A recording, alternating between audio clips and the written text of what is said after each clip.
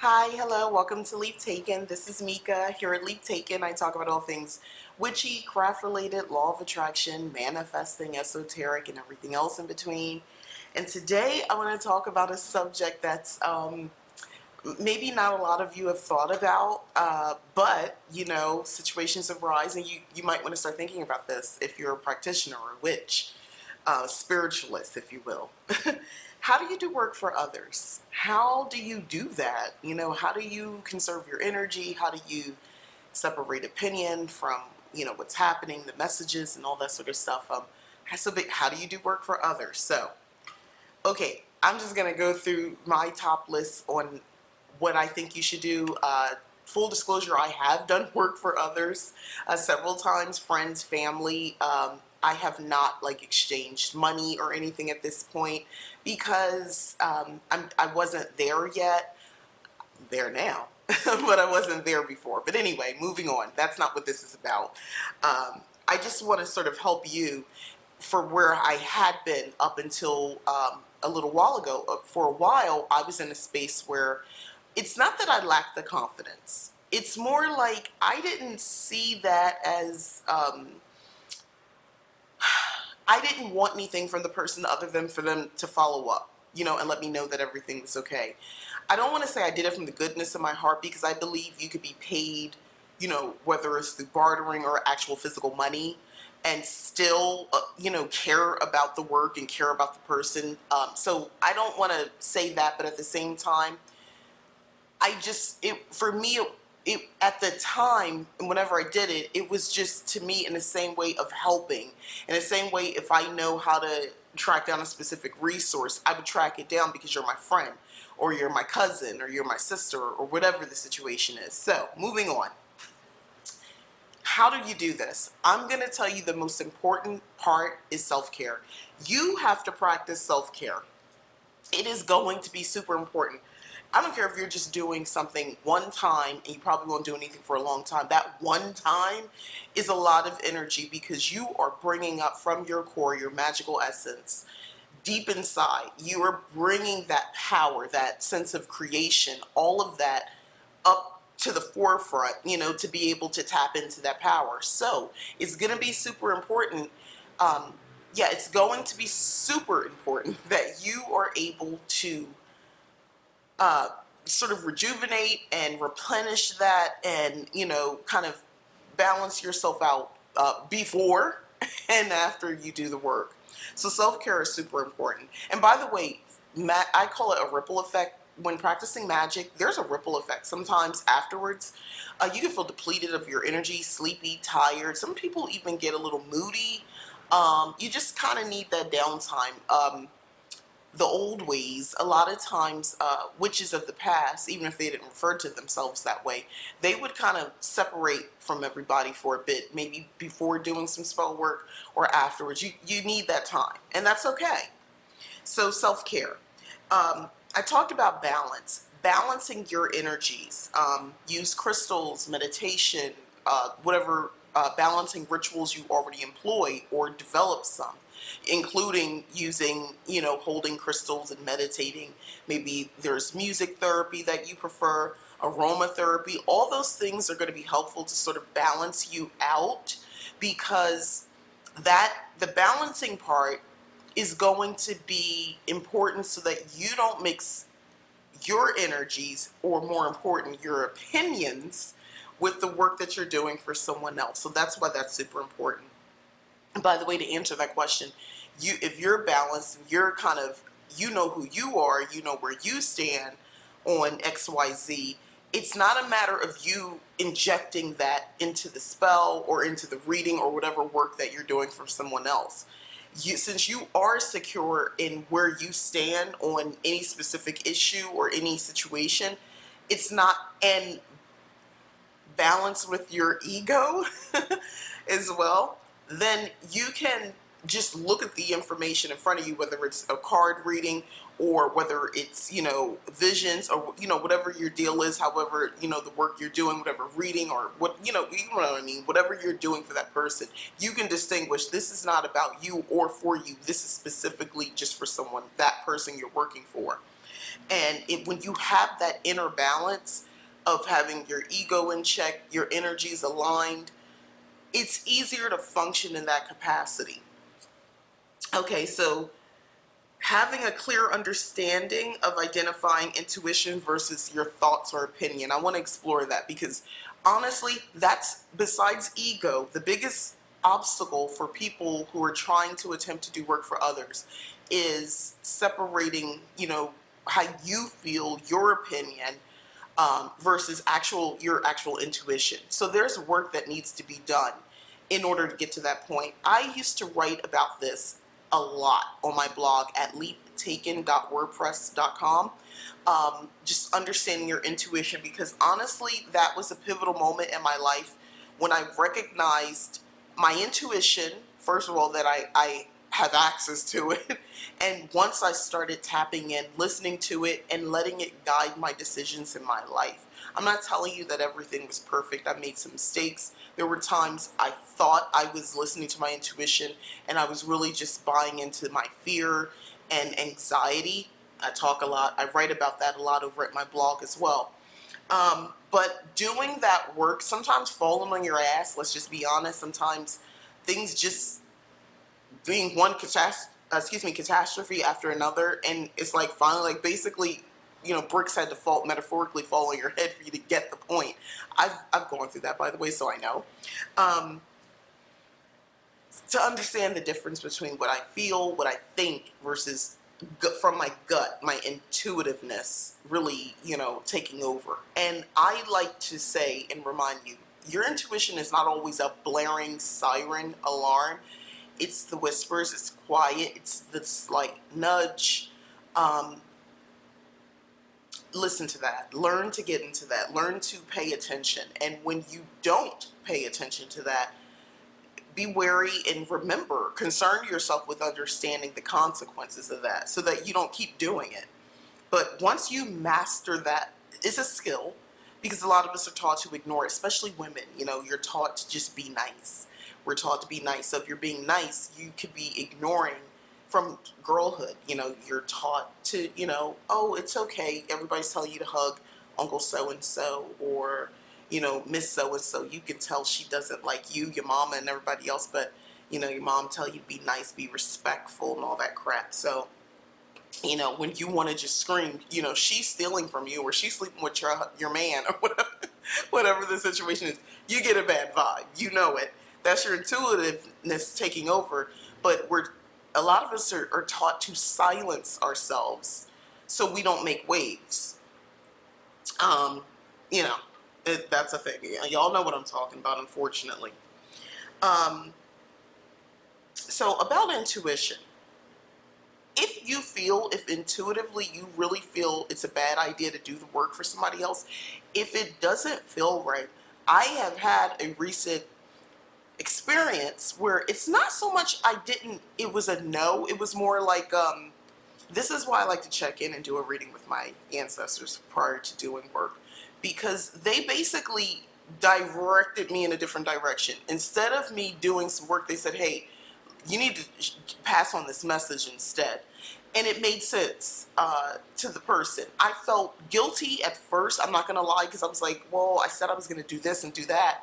But I'm not going to ignore my intuition, which told me to do the reading. Because I was going to skip it, and I normally do a reading almost every time, but I was going to skip it, and I'm glad I did not. I'm so happy I listened to my intuition, because there were other things at play that I'm not going to know. But, the spirit world, they see all. Okay, another tip, or another way to go about doing this is separate your work area, if possible. If you are doing spell work specifically, and you have spells set up, jars, candles, forgive the beep, somebody's coming in the house, so it does that. If you have those types of things, if you, physical items to represent the spell work, candles, things like that, and you're doing this for a number of people, especially for those who maybe you're just getting into this. Let's say you're helping a bunch of people, or you're actually being paid for these services. May I suggest to you that you have a separate space. If that's not possible, and when I say space, I literally mean See, they trying me today. I literally mean a separate space. So space meaning like my work. This is my craft work area.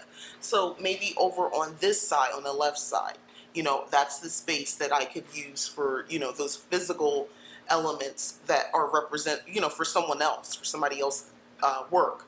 And then this side would be for me. Or altogether, maybe I have an entirely different space. If you're lucky enough to have more than one workspace or work area or an entire separate room, awesome. I would say use that.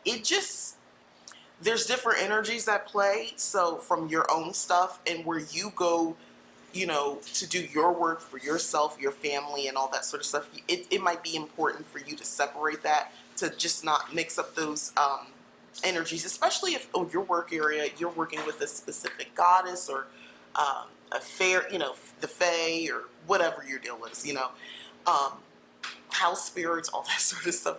You're gonna want to maybe separate.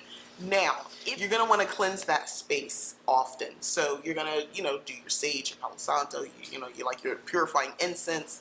You're gonna want to do all that sort of stuff because it's gonna be really important to keep that area clean, cleansed, I should say.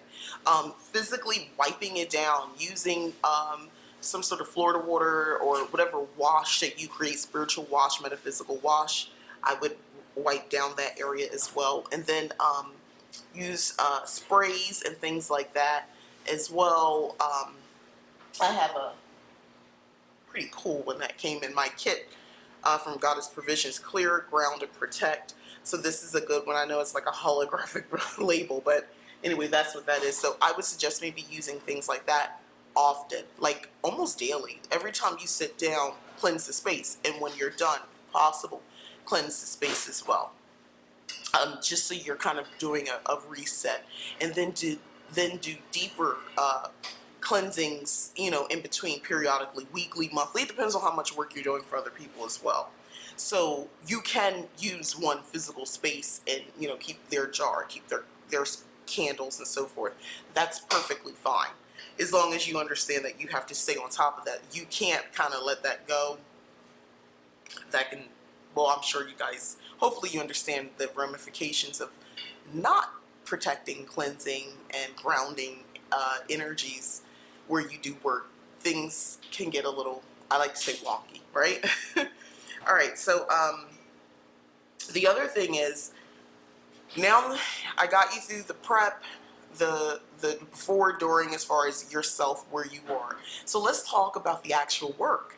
So once you do work for others, don't you want to know what happened? Like, did it work? Okay, so if you did a money spell, or you did a love spell, or you did get a promotion, get a job spell for somebody, those to me are very clear. Either you got the money you wanted, or some money, or you got the job, or you got the love, or whatever, right? Those are pretty straightforward. But you need to develop a sense of measurement, maybe, for how do you measure the spell work results when it's not that straightforward.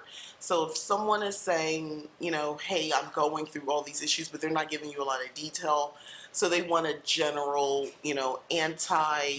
remove obstacles, a roadblock, get the roadblocks out of my way so I can do the things I want to do, but they're not telling you what specifically they want to do or all those additional details. So like, how do you measure that? For me, I would suggest having a relationship with whoever you're working with. So again, for those who are doing this for friends and family, you're probably going to see it with your own eyes. It's not even a conversation because you have access. But if you are doing work for other people who you don't have immediate access to, maybe all this is done virtually, or this is a paid client type situation, you need to set up some sort of measurement, that you can use also, because you want to use this for other people. This usually comes in the form of testimonies.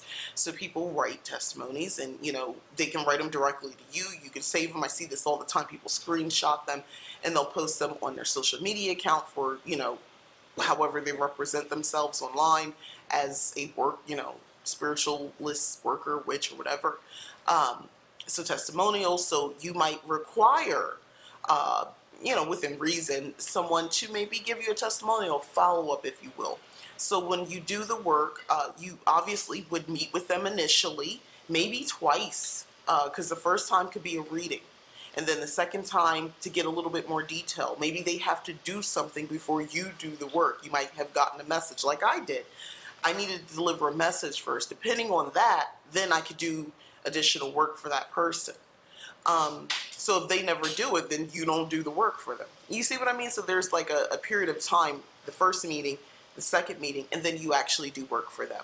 So you do the work for them, and now it's a matter of, that follow-up. So you want to set up another appointment, another time to discuss with this person, follow-up. Sometimes the type of works, magical works that you're doing for that person, it might not be a one-day thing. It might take a week. It might take 7 days. It might be an ongoing, perpetual type of spell or ritual or something along those lines. So those follow-ups are going to be important. If you're working with someone and we're talking like big life events, big changes, and you're kind of in the capacity of spell worker and coach, that relationship, you're going to want to have a relationship with that person. So you have more than one follow-up. And you also want them to be able to measure and track the success of the work that you did for them. So that's why it's sort of important to have maybe those initial meetings, so you can understand expectations and what is it that they really want. What do they want to see? Sometimes people are very vague, and they don't tell you. They just say, I just don't want my life this way anymore. Okay, well, what way? Well, things are just not going my way. I don't like where I work. I don't like this. I don't have this. I want to do that. Okay, all right. Well, so we're talking job, personal life, spiritual side of like what those are a lot of things. So you kind of got to guide people and narrow it down a little bit more, because it might not even be about the job. It's about their overall attitude. So I'm thinking you need to maybe work on self-love. You need to work on appreciating yourself a little bit more, the parts of yourself that you are not wanting to connect with. Let's work on that, and then you'll have a different perspective about your job, your spirituality, relationships, and things like that. You need a mind shift. So let's talk about grounding. Let's talk about whatever form of meditation we need to do for you. But that's the type of coaching and things like that. That's more coaching than, let's say, doing work for. But it could all fall under the same, umbrella, to be honest with you, because you're adding your spiritualist, witchiness, practitioner stuff to it. You might have needed to do a reading. You might have had to tap into your intuition or reach out further to spirit to sort of guide you to guide them. All right. I know I kind of went on a tangent with that, so stay with me. Because I think this is important. I haven't seen a lot of videos talking about this and giving candid, honest feedback and having a real discussion. So let me know in the comments. By the way, this video, if you're watching this, that helps. But no one really talks about this. I see, people who kind of just decide to jump in, and I'm not saying this like in a shady way, but, they've read some witchcraft books, and, maybe they've had some interaction with someone else, and they jump in and they start, hey, I'm offering these services. I'm doing readings, I'm doing spiritual work, and so forth and so on. How did they learn? And I'm not saying that they're wrong for doing that. Some people just have a natural gift. They just needed to step into their power. They were born to do this type of work. It doesn't matter that they just got on about 2 years ago, or even a year and a half ago, or a year ago. This was always part of their birthright to do this type of work for others. They've just been denying it. So don't begrudge folk who look like, younger, especially younger witches who are doing work for others, because people have this idea that they don't know. They haven't lived enough, had enough life experience to know. They're being divinely guided. The people who come before them, they do know. They've had loads of experience, and they're guiding this person. So, allow room for that for people who might be younger or who haven't done this for very long. who had just witchcraft, that is, for very long, and are kind of on the scene and they're offering services, don't automatically assume, they don't know what they're talking about. That's not necessarily true. But to those people, you have these gifts, but maybe you don't know all the details on how to deliver them, deliver the gifts to others. Hopefully this video is super helpful. So if you know someone like that, share this video. Okay, so the other thing I just wanted to say is practical approaches. Okay, so more about practical approaches. I got my window open a little bit because there was we're cooking food, but anyway, it's loud, so I'm sorry ahead of time. More practical approaches to doing work for others. Again, I just want to reiterate, set expectations. Set the proper expectations up front on what folks should expect from you doing magical work for them. If it's, you need to be clear, because people have ideas. I learned that the more I'm on YouTube.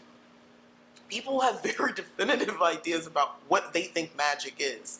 There are people who think, everything comes easy to them.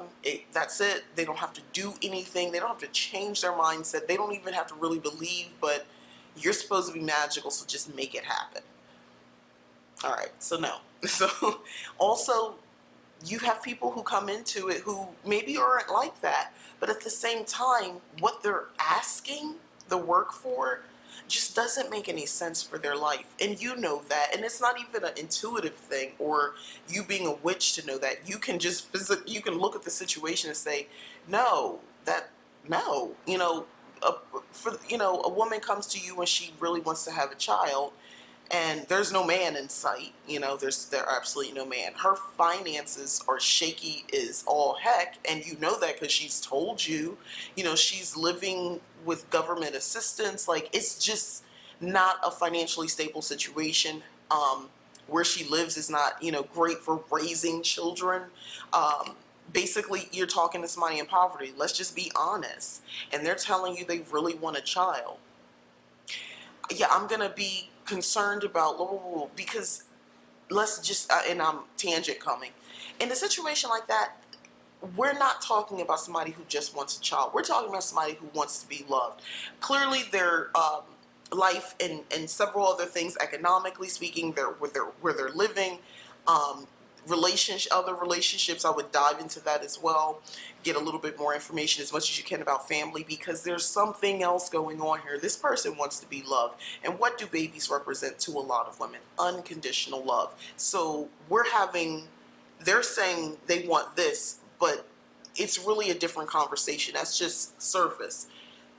And for that, you kind of have to, I don't want to say be a therapist, but you're going to have to work with that person, because what they're asking for doesn't make sense for their situation. And that's why you have to have, again, those follow-up meetings and understanding expectations on, hey, Spirit is leading me to help you. However, I'm not being led to help you in the way that you're requesting. So here's what I'd like to offer. You can't make anybody do anything. All you're doing is setting the expectation and letting them know, where things are. They can go to somebody else. You don't want that on you. You don't want that issue on, their life choices, and then you contributing to life choices that are not going to be good for them, and you can see that. That's not being elitist. That's, to me, common sense. And also, you're looking out for a life that has yet to come on this plane, and you're looking out for them. It's not fun being born in poverty. It's not a great advantage in the rest of the global world to have so many obstacles in your way, just to live and to thrive in this world as a human. So there's that. The other thing is consent. So I've been speaking up until this point of you doing work for someone who has asked you to do the work for them, or you may have offered and they've accepted. Consent is a big deal, guys. So work for others. Work for others can even mean you seeing a situation. Let me set a scene. I'm better at just kind of doing it this way with examples. If you have someone in your life you care about, and they have someone in their life who is a detriment to, their well-being, whether it's a physical thing, emotional, mental, whatever. And you want to do something about it because that's your person you care about a lot, and you want to do this thing for them. But you didn't say anything, you didn't tell anybody, so you hex curse this other person, causing the person you love and care for distress. Consent. All right, so here's my deal. If you love and care for someone and you're trying to protect them from someone else who you believe is doing them harm or means to do them harm, part of your relationship with the person you love and care for is being able to have a dialogue with them about that and asking them. One, the assumption is that maybe they don't know. Don't assume. I mean, some people kind of present a front to others, even people they love. But you don't know what they're doing. You don't know if they're actively trying to get out of a situation. You just don't know. So you need to talk to that person before you just start doing some magical work, a hex, curse, or whatever the situation is, or making, the person you love and care for maybe not be attracted to that person anymore. Like, stop. And on this channel, I talk a lot about will. My will, your will, the world, collective energy wills. And you're up against that. So you have to be mindful of that as well. If the other person wills it so, and they're very strong-willed, that term, your magic, your energy is bumping up against that wall. And if the people in this example, the one you love and care for and the person who you feel is doing them harm, if they've collectively decided they're going to be together no matter what, it doesn't matter. I'm going to just tell you, you can cause obstacles, you can cause distress and issues, but the assumption that it's going to make whatever that dynamic stop or them break up or whatever the deal is, that don't have that expectation yourself. One, you shouldn't be, you're basically in somebody else's business, and there's a lot of other energies and power at play. You don't know what her life path is, that other person's life path is. There's too many things you don't know to be doing some stuff for others. So I'm giving this example because this is a more common thing. If I'm a mom and I see my daughter going through something, and or my son, and I see he's with some crazy chick, and she's taking him through the ringer, and instead of if I feel like he's not okay with me doing some sort of work against that person or for him about that situation, then I gotta respect it. If I sense that the person is not open to that, I have got to respect it. All I can do is I would do readings to find out, and then I would ask them if they would like to know, and then tell them. I wouldn't say, hey, I did a reading for you, let me tell you what it is, do you want to know? It would be more like, hey, I feel like I've got messages from spirit, ancestor, whatever, and I really want to share it with you. Are you open to listening to that? I would go that route. And if they say no, you just gonna have to deal with it. In those situations, let me tell you what I feel comfortable doing. Lighting a healing candle, a candle for peace. In the same way they say I pray for you, I'm lighting a candle for you. Little chime candle, tea light candle, saying may this person find peace. May this person be enlightened. And just leave it there. May this person be divinely guided and protected. You work with them directly, spirit. That's all you can do. Tangent over. But consent is important because there's other people's will at play, other energies. If you believe in a karmic path and all that, like, mind your business. Mind your business. Don't just jump into somebody's situation. Know your limits. That's another one. Know your limits. You can't be everything to everybody. Some of us have the ability to be psychic. Some of us don't. Stop trying to be psychic and you're not. Because you're just tapping into what you feel, what you think, your opinion, and you're going on past histories. You're not actually being psychic. If you're not a medium, don't tell folk that their grandmom is telling them this is not the right path for them, or this is the right path. Don't do that. Because you had a little something and you say, well, if I add if it's their grandmom, they'll believe it more. Don't do that. They'll stop. That's not what you're about. Flex what you really have, what your true gifts are. that's enough. If you are astute, if you are very good at understanding, picking up energy from people, or as empath, but that's the extent of what you kind of have done, and it's more of a thing where you kind of, even virtually, if you have like a Skype or Zoom or something like that, like, you're having a virtual call where you're seeing them on camera, um, and you can pick up energies that way. It's not about what they're saying, it's about what you're picking up. Use that. Listen, people are going through, myself included, we're going through things where sometimes we're trying to vocalize, but we struggle. But wouldn't it be nice if you had the ability to speak with someone who just got it, because they can sense your aura, and maybe you don't have the right words to explain, um, and that's such a wonderful feeling if they just get you, they just got it, and you don't have to say a lot of stuff. That's awesome. So use that ability, as opposed to trying to build on it, and that's not really you. Those are not your strong suit. So know your limits when you're working with other people. Don't oversell or promise or evoke something that you really you haven't mastered, or it's just not your skill. And then finally, my last practical approach, ending it with this, is about knowing your worth. So I started again, friends, family, people type thing. You do work for them. If you are entering or have entered into the space where you are looking to exchange more than just energy, but well, money is energy, but you want actual physical money, or barter, because not everybody does things with money. Sometimes it's service for service. If you're in that capacity, if you're willing to do that now, or you're like I said, you're doing that now, you feel led to be in that space, know your worth. Know that if it takes a lot of energy to do certain types of things for you. It's not about what this person does or how they do it and what they charge. I mean, you can get a sort of a baseline, a starting point to kind of get an idea of what to charge people, or what to expect in return, or what you should be maybe requesting in return.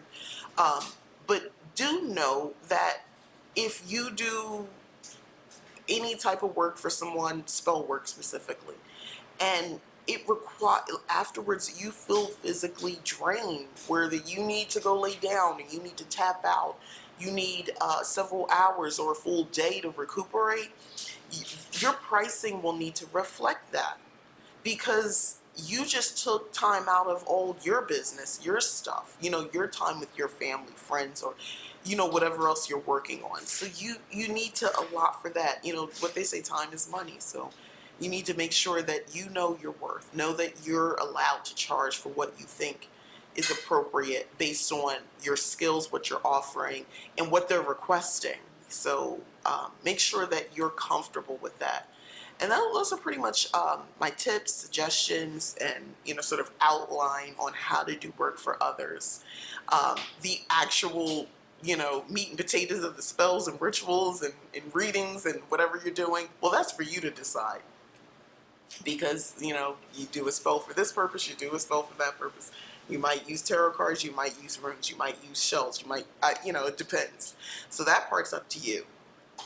But how to do it, all the other stuff, hopefully this video has served that purpose of filling in those blanks. So thanks again for watching. I'm Mika. This is Leap Taken. Please like, subscribe, share. If you have already subscribed, I really appreciate it. Thank you very much. And as always, again, just thanks for watching. Bye-bye.